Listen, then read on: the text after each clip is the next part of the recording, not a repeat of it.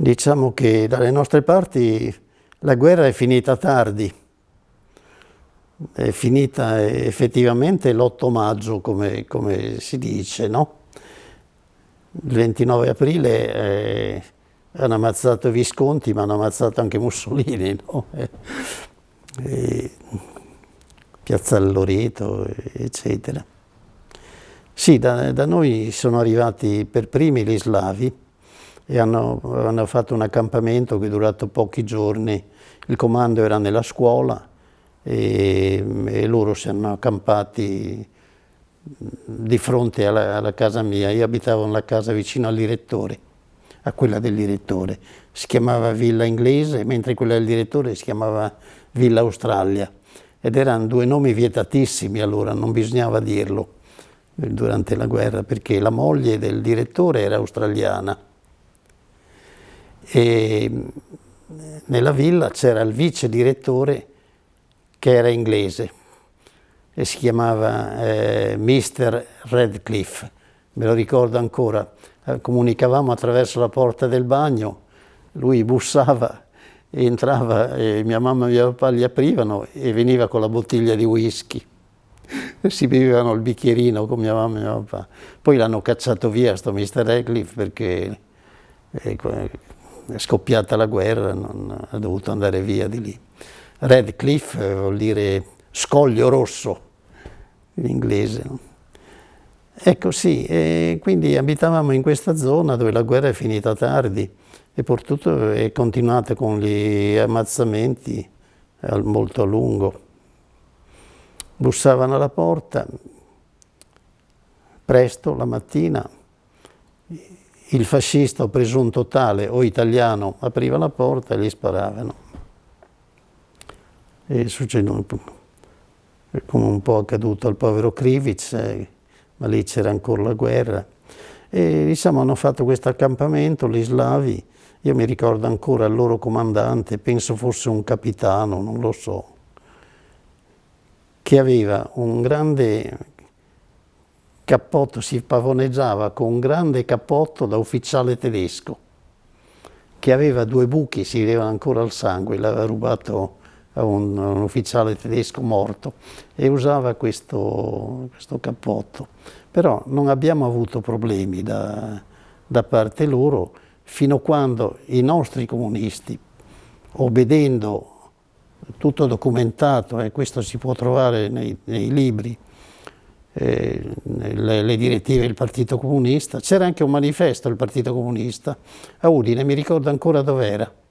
Uno era, l'avevano affisso sulla chiesa di San Giacomo, Piazza delle Erbe, e un altro sulla banca, dove c'era scritto, si invitavano gli italiani ad accogliere questa decisione per la democrazia, eccetera. Adesso anche noi diventeremo democratici, tutta questa fascia di terra passerà là, si invita la popolazione a rimanere e dice che potremo beneficiare di questa democrazia anche noi, insomma e mia nonna diceva che questo manifesto l'aveva redatto un certo Scoccimarro di Udine. Questo Scoccimarro era poi diventato onorevole del PC alla Camera, però non era firmato. Vabbè, e comunque gli slavi, se non c'erano i nostri comunisti a fomentare, avrebbero preso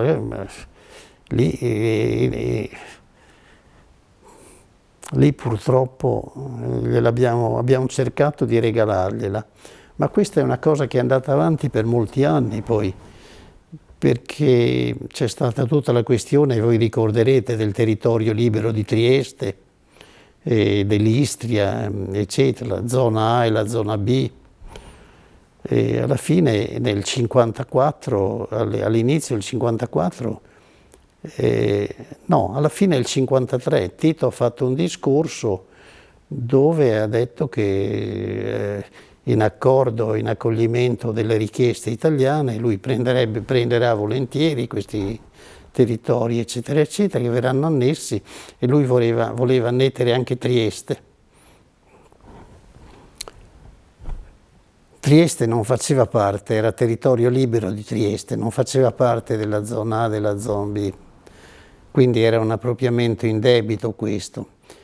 E gli inglesi erano favorevoli, gli americani no, e ci hanno salvato gli americani, l'hanno impedito agli americani.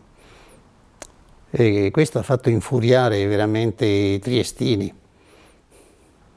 tanto che il generale inglese che comandava la zona è stato ucciso da una ex crocerossina, la signora Pasquinelli si chiamava. La Pasquinelli, c'era una parata con tutti gli inglesi a Trieste, questo generale che passava in rassegna, lei è uscita dai ranghi con la pistola, lei è stata ausiliaria della Repubblica Sociale e l'ho ammazzato, l'ha fatto secco. E questa era una cosa molto importante quella volta. E mi ricordo lei, Pasquinelli, che si è fatta tanti anni di galera poi. Però gli inglesi cercavano di favorire in tutti i modi. C'è stata in Istria la pulizia etnica, la strage di Vergarolla, non so se conoscete tutte queste cose. E anche lì nella strage di Vergarolla gli inglesi hanno chiuso un occhio. C'era una spiaggia, Vergarolla, dove andavano tutti quanti d'estate, però era anche un deposito di bombe disinnescate. Hanno aspettato che un giorno la spiaggia, andavano solo gli italiani al mare, non usavano, la spiaggia fosse piena e hanno fatto saltare tutte queste bombe, 100 italiani morti. Quindi da lì è cominciato l'esodo da tutta la zona di Pola, dove abitava mio zio Carlo Miani, quello che era comandante del secondo gruppo della Repubblica, che ha perso tutto, naturalmente. Ecco, queste sono cose vere, scritte e documentate, però se uno non se le ricorda e non le ha lette non lo sa. Ora, quelli che le hanno lette all'epoca sono già morti, quelli che hanno viste anche, tranne quelli che avevano 8-10 anni come me, che se le ricordano, sfortunatamente per i comunisti, perché mi dispiace per loro, ma eravamo verso il 24 o il 25 di marzo, diciamo, del 44. E i partigiani avevano fatto saltare la centrale elettrica che alimentava anche gli ascensori che scendevano nella miniera, eccetera. Quindi si era interrotto, a parte noi che siamo rimasti un mese senza luce, mi ricordo, con le lampade a carburo dei minatori, ci avevano distribuito le lampade a carburo dei minatori. Ce l'ho ancora una, ma l'ha portata via mio figlio, la conservavo per ricordo. E a un certo punto allora hanno messo all'ingresso della galleria di Bretto, la galleria che portava direttamente dentro la miniera. Molti di questi lavoratori minatori erano slavi, che poi stavano con noi, mangiavano con i nostri, eccetera. Quelli che mangiavano la mensa che aveva fatto fare mio padre, no? Prima si mangiavano il panino dentro la miniera. Vabbè, questi... Allora era stato fatto questo attentato, era stato questo pozzo, si chiamava Pozzo Clara, era diventato inagibile, la miniera si era fermata e allora si era deciso di mettere una stazione dei carabinieri a Bretto, che era un paesino a 3 chilometri di distanza da Cave. E adesso si chiama, è un nome slavo adesso, non so come sia. E quindi hanno aperto questa casermetta dei carabinieri raccogliendo dei carabinieri di Cave, di Ugovizza, ne hanno presi 2 o 3 e una dozzina li hanno messi in questa casermetta a fare la guardia all'ingresso a questa galleria che era l'unico accesso verso la miniera dalla parte che poteva essere fruibile dai partigiani slavi, no? dai soldati di Tito, perché qui era... E questi 12 li hanno fatti fuori. Una notte ne hanno catturato uno, il brigadiere proprio, che si era trovato una ragazza in questo paese, fra l'altro a Bretto. Era andato a trovare questa ragazza e l'hanno sequestrato i partigiani, l'hanno preso, forse era una complice anche questa, l'avevano attirato. E l'hanno sequestrato e l'hanno portato sotto la caserma. E hanno cercato di fargli dire la parola d'ordine, lui non l'ha voluta dire, insomma hanno sfondato la porta e i carabinieri hanno sparato, ma sparato nel buio eccetera. Insomma i partigiani erano tanti, avevano circondato questa caserma, li hanno tirati fuori uno per uno, 12, e li hanno portati verso la Malga, dove poi li hanno ammazzati a 7-8 km di distanza. C'era ancora la neve lassù, c'era il ghiaccio. Noi abbiamo saputo subito di questa cosa, no? Nel paese.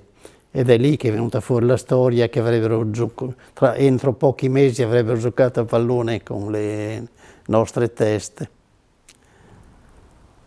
Li hanno portati su, in fila, li hanno fatti camminare, mezzi nudi come erano usciti dal letto, dormivano questi alle 2-3 di notte, no?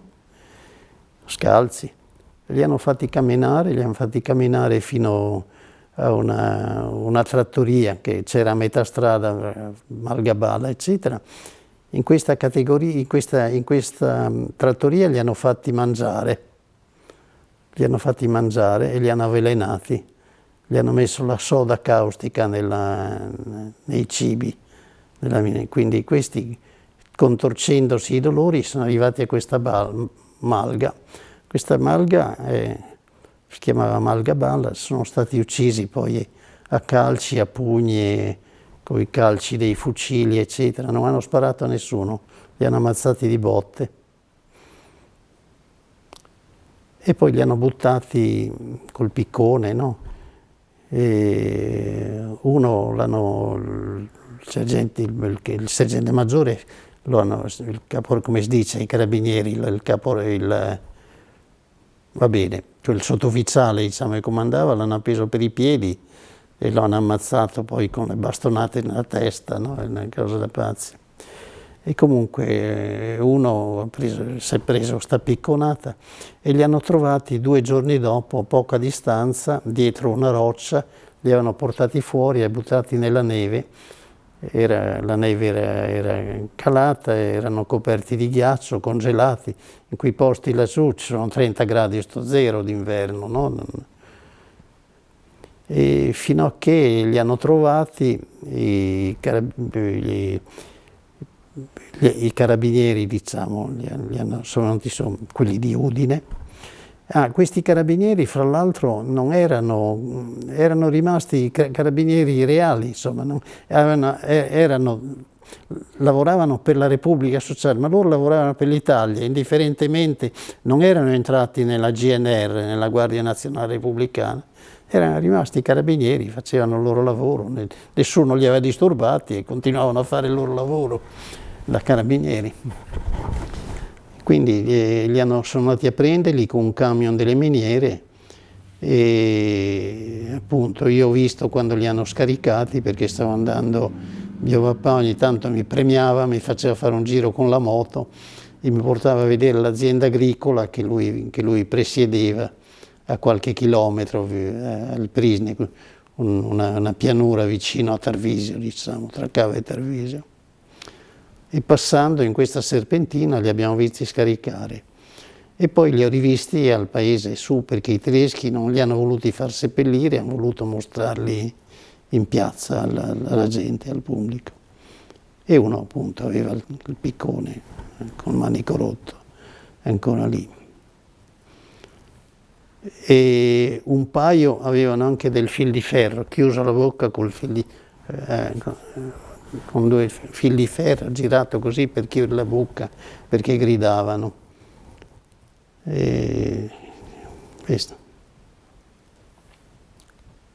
Non ho niente da aggiungere, sono cose che mi sono rimaste però, che non dimenticherò mai.